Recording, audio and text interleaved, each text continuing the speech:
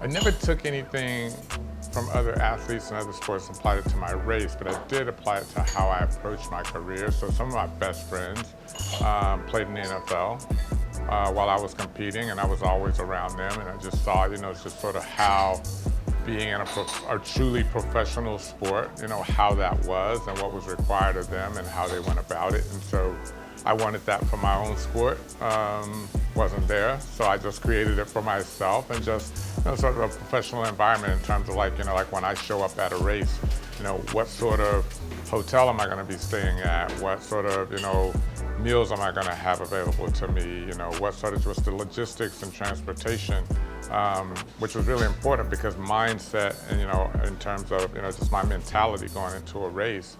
If I want to perform at my best, all of those things impact on my ability to go in there and perform at my best. So I'd say that's one of the main things that I took from other sports.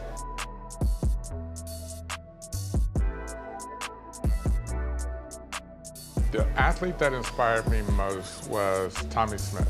Tommy Smith, and I didn't know Tommy at the time. He was long retired, but I knew about his career because he was the first male athlete the first athlete in any, male or female, to actually be world-class at 400 meters and 200 meters, which wasn't really a thing. Nobody was doing that in the 90s when I first became a world-class athlete, and he had done it way back in the 60s.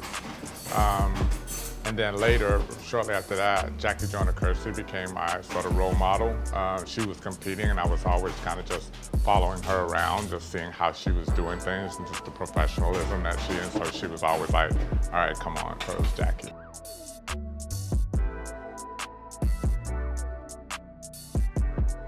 My Mount Rushmore of track stars would be Jesse Owens. Oof. I had to put Sydney on there, which is crazy given that she's only 24 years old and she's on there with Jesse Owens. Usain, Jackie.